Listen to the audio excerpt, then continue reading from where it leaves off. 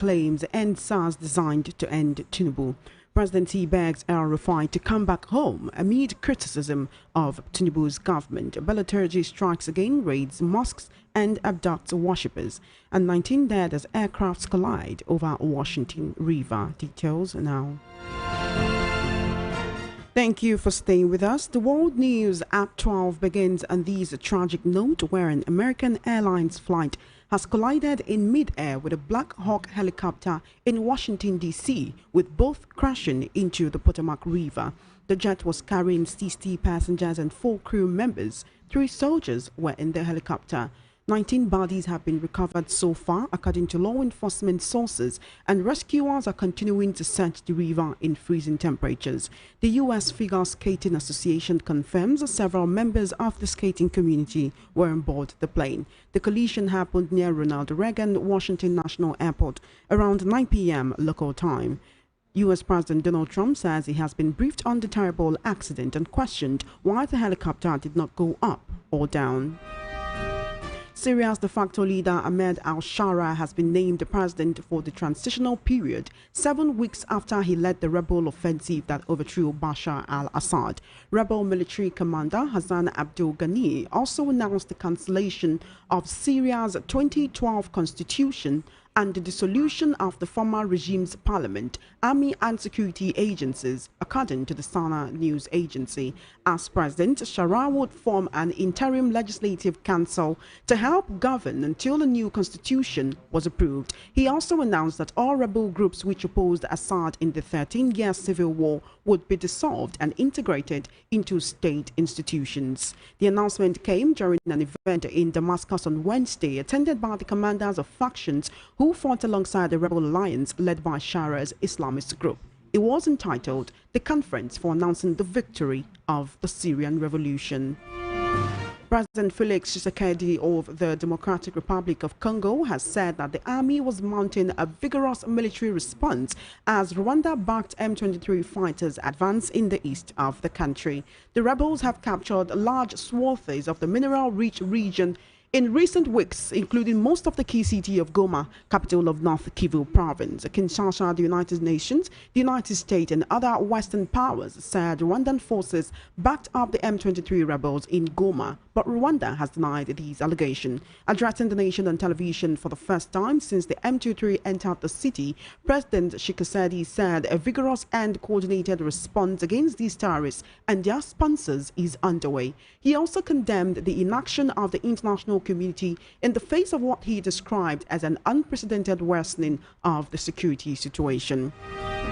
Back to the home front, elder statesman and former interim national chairman of the All Progressives Congress APC, Bisi Akande, has declared that the Endsars movement was designed by the Obedient movement against President Bola Tinubu. He declared that the hashtag Endsars movement was planned with a lot of money and support from America and only brought to Nigeria for implementation. The elder statesman made the submission during an interview with Edmond Obilo, as seen in a video which has now gone viral on social media. He specifically stated that the Obedient movement were the ones behind the Endsars movement and protest, adding that it was after the protest they attempted to become a political party, and when that could not be done, they joined themselves to another party. He added that it was an ambush that President Tinubu was not aware of. Let's take a listen to him speaking on these particular issue. The next voice you'll be here will be that of Bisi Akande as well as Edmond Obilo speaking in this interview.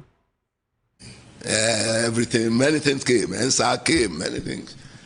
Some people thought Endsars was the end of Tinubu.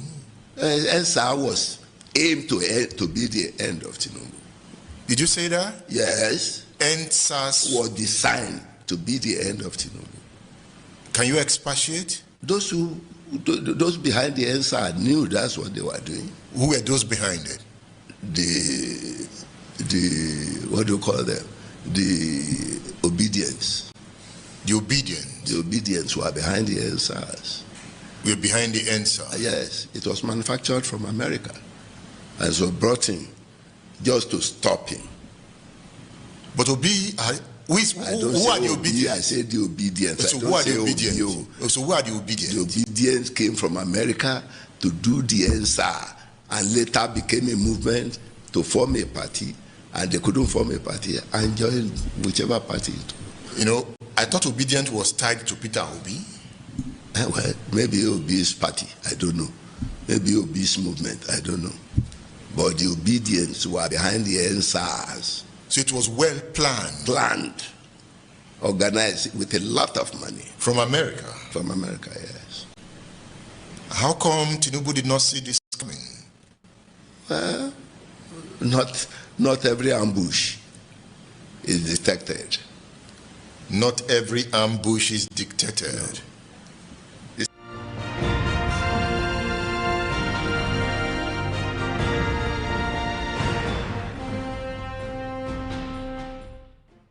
Meanwhile, the presidency has appealed to Nasser El-Rufai, the immediate past governor of Kaduna State, to return to the fold. This comes after El-Rufai's recent criticisms of President Tinubu's government. Daniel Bwala, a media aide to President Bola Tinubu, made the plea today via the social media platform X, formerly called Twitter. You'll recall that following criticisms by the former Kaduna governor, Bwala reached out to El-Rufai, reminding him that he was one of the key figures who campaigned for the president in 2023. Bwala questioned El-Rufai's motives, suggesting that his actions were driven by a desire for vengeance rather than patriotism. El-Rufai responded by stating that he had never sought a position in President Tinubu's government and that his criticisms were aimed at the tragedy within the party. He also accused some individuals of being political mercenaries who defend the government's actions without question. In a fresh response, Bwala has urged El-Rufai to resolve his grievances within the party and return home. The acting national chairman of the People's Democratic Party, PDP, Ambassador Umar Damagum, has accused some of the party's leaders, including members of the Board of Trustees, of complicity in the ongoing crisis in the party's National Working Committee, NWC. Damagum, who made the allegation, cautioned fellow leaders against actions capable of undermining the forthcoming zonal congresses. He said this in his opening remarks during the 78th Board of Trustees meeting in Abuja yesterday. The party chairman, whose remarks appeared to be a veiled response to an address earlier presented by the BOT chairman, Senator Adolphus Owabara. Damagum explained that despite the party's challenges, it remains the only hope of Nigerians. In a tragic development, Nigeria's most wanted terrorist Bello Turji on Wednesday night struck again when he led a band of renegades to a dark mosque in Shanawa community of Zamfara State. A security expert in the northern region, Dan Katsina, who shared the news of the attack on X this morning, said the notorious bandit leader abducted several worshippers during the violent assault, while scores of others were seriously injured. The attack is coming over 140 days after the Chief of Defense Staff, CDS, General Christopher Musa, boasted that the Nigerian military would arrest Turji and bring him to justice for the atrocities he has committed. The CDS had, during a press conference in Abuja on September 10, boasted that it was just a matter of time before the dreaded bandit, whom he described as deranged, would meet his Waterloo. You're currently listening to the World News at 12 right here on Voice of the People 90.3 FM. Now joining me to discuss issues on the World News at 12 this afternoon, I have political and social and national affairs analyst, Sir Alistair Wilcox. Welcome to the World News at 12. I've not seen you this thing. Hello, sir. Hello, Sir Lester. Can you hear me? Yes. Yeah, you are live on radio, sir. Oh, is it radio? Yes, this is radio. Voice of the People 90.3 FM. I thought it is TV. No, it's radio. Thank you so much for joining me.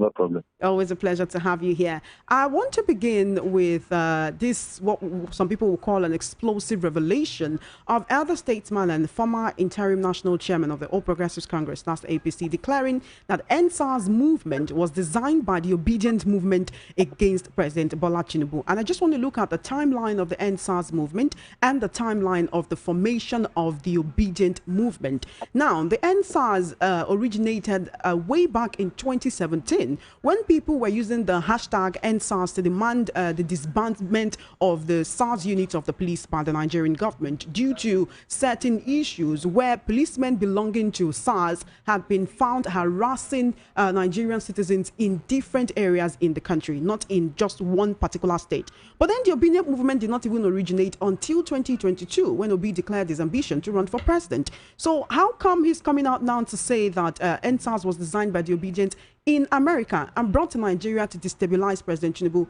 when the presidential elections came 3 years after Endsars? Sorry, your voice is clear. I couldn't get the last part of the thing. Can you hear me better, Sir Lester?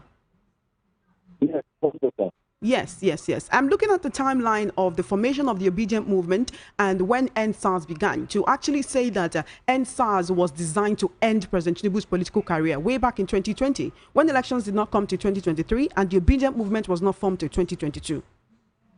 Well, let me salute the other man, Mr. Akande, for his exposition. But I think maybe he might have been put out of context. The Endsars, I don't think the planning was to end what was against Bola Tinubu. But midway along the line, it was a target. Bola Tinubu was a major target of that Endsars movement. And Obedience movement was an offshoot of the Endsars movement. The Obedience movement was not, we didn't start with Endsars, but it was an offshoot of after the Endsars did not achieve their aim. The Endsars really let me give credence to them that it was a legitimate movement. But midway, it became a movement that was against government, that wanted to end the government of the day. And then, who did they see as the biggest threat to that government, as the biggest asset of the government is Bola Tinubu. So, midway, he was targeted. And you can see it everywhere he was targeted. So he was targeted to end his political career, like Bisi Akande is saying, or for any other reason? Yes. Because the presidential elections were 3 years away as at the time Endsars happened. No. He was targeted because if he's destroyed, of course, that will end his career. I mean, you remember that anything linked to him, TVC was bombed, and up to the point that they wanted to think, they felt Lagos Tollgate belonged to him. That's why they used the Tollgate. And then they thought Oriental Hotel belonged to him. They wanted to burn it. So everything about him, so he was targeted. Did you hear the voice of Nnamdi Kanu over the media shouting, catch Tinubu, kill him, destroy him, burn it down? So he was not, yes, the organizers might have factored him into part of they think was part of their problem. So at midway, they tried to bring harm to him. And of course, if you have brought harm to him, you are ending his political career. So Bisi Akande was not wrong to have told that land because he was a major target of the fallout of that Endsars. It was when Endsars failed that the Obedient movement now, I mean, the same group now galvanized themselves looking for somebody that could use as a face. Sir Lester, how can you tell that the same people who were involved in Endsars are the ones who are part of the Obedient movement? Knowing very well that all the different parties that participated in 2023 elections, they had their supporters. Maybe the Obidients were very vocal with what they were doing, right? But then the president had his own supporters as well. Atiku's PDP had his supporters. The NNPP's Kwankwaso had his own supporters as well. How come none of the people who were involved in Endsars, you could say, were actually part of these other political parties and they had to morph into the Obedients? Is there anyone who was part of Endsars who is now flying the flag of the Obedients to say that, yes, it was people who led Endsars that morphed into the Obedients we are seeing now? And Endsars did not even have one particular leader. When authorities... Please, go ahead. Can I respond? Yes, please. Now, for me, as an analyst, I analyze issues based on empirical evidence. I can mention names of prominent Endsars proponents that later metamorphosed into the Obedient movement. I'm not saying that not everybody, after all, Showore was a part of the Endsars. He has his own political party. There are people too who are part of the Endsars that are either in a PDP or in NNPP. But a bulk majority of proponents of Endsars, you know this woman, what is called Aisha Yusuf. You know, even Pastor Tommy. You know, there are so many of them. They now metamorphose into the Obedient movement. Right? It is their right. So it is when Endsars failed that they now galvanize the base. Now look at where Obedient movement was very, very strong. Lagos, South, Southeast. These were the epic center of the Endsars. And Abuja. These were the epic center of the Endsars. Yes, although some other factors came in, like the Christian factor came in. But the arrowhead of the Obidient movement were mostly those that were in the Endsars movement. Not to say that there are, Chowore was part of the Endsars, but of course he had his own political party. He had his own political, so he ran on his own political party. But majority and those that were galvanized were those that were seriously in the Endsars. Look at Lagos. Lagos was the ethnic center now, and look at how the showing of people be in Lagos. So it is empirical to say that it is the Endsars movement that metamorphosed to the Obidient movement. It is their right. Anybody has the right to become into any political movement of his choice. But the fact remains that what this Akande is saying was not far from the truth. But Tinubu, the president, was targeted. And if that targeting was succeeded, if the government of that day, if they were able to have crumbled the government, maybe overthrew the government through whatever means, and the government has crumbled, of course, Tinubu will have crumbled. His political career will have finished. If Sam has come to him, and the way the plan Sam has come to him. Can you hear me, Sir Lester? Hello, are you there? Can you hear me, Sir Lester Wilcox? Hello? All right, then. We seem to have an interruption in our network. We have been speaking with the political, social, and national affairs analyst, Mr. Lester Wilcox, on the World News at 12 this afternoon, where we're talking about the revelation by elder statesman and former interim national chairman of the APC, Bisi Akande, who said that Endsars was designed by Obidients in America to end the President Tinubu. We're finding it difficult to get through to Sir Lester Wilcox one more time, but we'll keep trying. Just stay tuned to Voice of the People 90.3 FM. This is the World News at 12.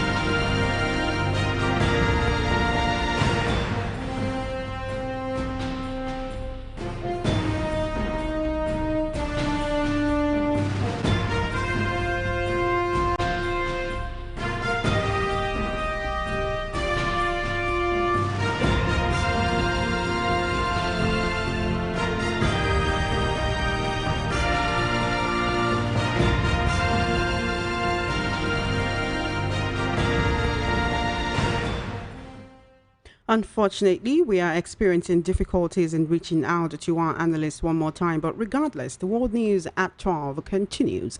The leadership of the All Progressives Congress, APC, has formally sacked erstwhile Interior Minister Rauf Aregbesola from the party over anti-party activities. Aregbesola, who served as Osun State Governor for 8 years, had created a faction, the Osun Progressives, TOP, now Omoluabi Caucus, to fly another interest within the party. The development caused the party to lose the governorship seat in 2022. On Sunday, Aregbesola presided over an Omoluabi Caucus meeting where he announced that the faction had quit the APC because the party was no longer popular in Osun State. Also, a letter sent to Aregbesola by the party's leadership titled Allegations of Anti-Party Activities, Conveyance of State ESCO Decision to You, said the former minister was found guilty of anti-party activities. At the end of the investigation, the State Executive Committee considered the report by the disciplinary committee and therefore let him go from the party.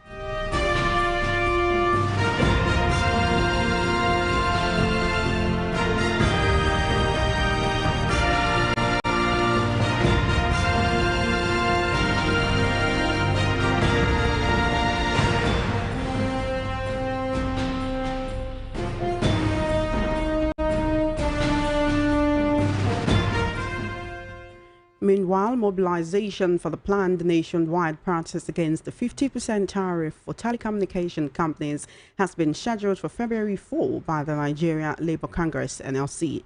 The NLC took the decision yesterday at an emergency National Administrative Council meeting. The federal government, through the Nigerian Communications Commission, approved a 50% hike in telecommunication tariff. I have Esther Wachuku on the line, so we can continue the discussion on the issues in the news this afternoon. Esther, thank you so much for joining me. Good afternoon. What prank did you just pull now? I'm sorry. Forgive me. I was speaking with Sir Alistair Wilcox. Unfortunately, the network was interrupted, and I'm trying to get him back, but I cannot get him back. And so I'm relying on you so we can continue the discussion on the world news at 12. So I'm speaking with Sir Alistair Wilcox, and he says he agrees with what elder statesman Bisi Akande is saying, that the Obedient movement was an offshoot of Endsars. Even when I explained that Endsars began way back in 2017, I took the pains to go on Twitter, go back to the timeline of tweets mentioning Endsars in 2017, and from then you could see people actually saying that SARS be disbanded. He mentioned Aisha Yusufu, Patutomi, and some others who participated in Endsars and then went into the Obedient movement as good examples of the Obedient movement being an offshoot of Endsars. Esther, I just want to hear from you. What's your opinion on this? It's quite unfortunate that Alistair Wilcox has such a perspective to how the Endsars situation occurred and how it's correlated with the Obedients. I'm sorry to say, but there is no correlation. I'm sorry that Alistair Wilcox spoke like that. It tells you the kind of biased mindset. And I wish that Nigerians, specifically those whom we consider intellectuals, can try to be objective when we're discussing issues of our politics. Choma, the Endsars protest was a collectivity of most Nigerian youth because of what they were going through in the hands of the Nigerian police, which has actually surfaced now. The Nigerian police at the time were brutal. Any young person they see, they accost them, harass them. In some instances, a lot of young persons have lost their lives. One particular incident was what skyrocketed, accelerated it, that made a lot of persons converge for that Endsars. It was in Delta. I think there was a particular situation that occurred in Delta State, went viral on as it's formerly Twitter. And that was how everybody, it was a vision, because it was a accumulation of every frustrating moment that Nigerian youth have been going through in the hands of the police. And if you notice, during the Endsars, it was the police that bore the brunt of that Endsars protest.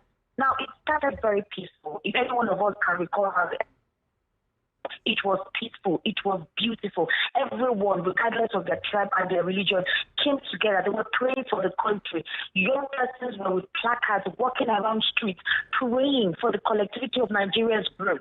I remember vividly until some individuals were brought in to destabilize it, and it turned brutal, became chaotic, where the military had to come in then to disperse the protesters at the venue where they gathered. Choma, it had nothing to do with the Obedient movement. The Obedient movement, again, also was an offshoot of instability, the bias, the political, religious, and ethnic divide within the administration of former President Muhammadu Buhari. Nigerians wanted change. Anybody, regardless of who the person was, could have been a leader of that particular Obedient movement. It didn't necessarily have to come through Peter Obi. Anyone could have been a representative. Nigerians were tired of what the administration of Muhammadu Buhari befell on them, and they were tired of the All Progressives Congress. They wanted change, and anybody at that time was it. It happened to be that Peter Obi was the figure then. Choma, tell me, how does the situation in 2020 and then the beginning of the Obedience in 2022, how do those two incidents correlate? The president now was not the president then. He was just an elder statesman in the APC. Alistair said he was targeted because certain infrastructure, hotels, and media stations that people thought were linked to him were targeted, burnt down, or mobbed. That was what, if you realize that up to now, they haven't given us a proper vision of the individuals that were responsible for that mayhem. A particular aide of the Lagos State government said that those individuals who did that were hunted and executed, even if you tried to cover up and deny it, which led to the Lagos State governor suspending him at the time. So we don't know who those individuals are, what ethnic group they belong. We weren't told. Only somebody coming out on Twitter to tweet such a sensitive thing that they were hunted and executed.